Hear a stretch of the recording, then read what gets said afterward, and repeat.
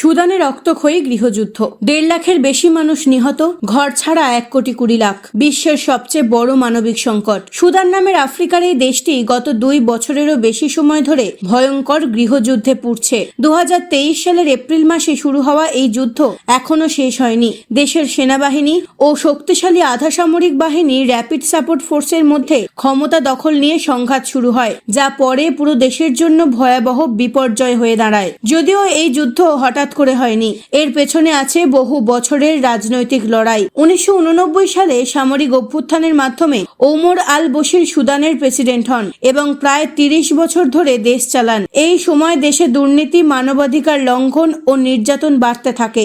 অবশেষে 2019 সালে জনগণ রাস্তায় নামে, বিক্ষোভ ছড়িয়ে পড়ে পুরো দেশে। সেনাবাহিনী জনরোষ ঠেকাতে বশিরকে ক্ষমতা থেকে সরিয়ে দেয়। সুদানের মানুষের আশা ছিল এবার গণতন্ত্র ফিরবে। সেই লক্ষ্যেই গঠন করা হয় সামরিক বেসামরিক যৌথ সরকার। কিন্তু 2021 সালে আবারও ক্ষমতা দখল করে সেনাবাহিনী।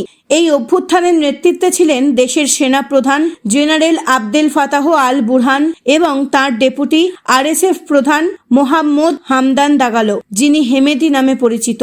দুইজনই ক্ষমতা ধরে রাখতে চান। মূল ঝগড়া হয় আরএসএফ বাহিনীকে সেনাবাহিনীর অধীনে আনা হবে কিনা, আর হলে কে নিয়ন্ত্রণ করবে।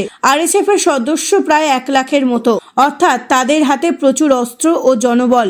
এই বাহিনী সেনাবাহিনীর নিয়ন্ত্রণে গেলে কার ক্ষমতা বাড়বে, এটাই বিরোধের কেন্দ্র। 2023 সালের 15 এপ্রিল রাজধানী খার্তুমে দুই পক্ষের মধ্যে গোলাগুলি শুরু হয়। প্রথম কয়েক সপ্তাহেই আরএসএফ রাজধানীর বড় অংশ দখল করে নেয়। পরে সেনাবাহিনী পাল্টা অভিযান চালায়। প্রায় 1,50,000-এর বেশি মানুষ নিহত, 1,20,00,000 মানুষ গৃহহীন, হাজার হাজার পরিবার দেশ ছেড়ে পালিয়েছে। মানুষ খাবারের জন্য ঘন্টার পর ঘন্টা দাঁড়িয়ে থাকে। নিজেদের বাঁচাতে লোকজন অনেক সময় মাঠে, রাস্তার ধারে বা সীমান্তের দিকে হাঁটা পথে চলছে। সম্প্রতি আরএসএফ দেশের গুরুত্বপূর্ণ শহর এল ফাশের দখল করেছে।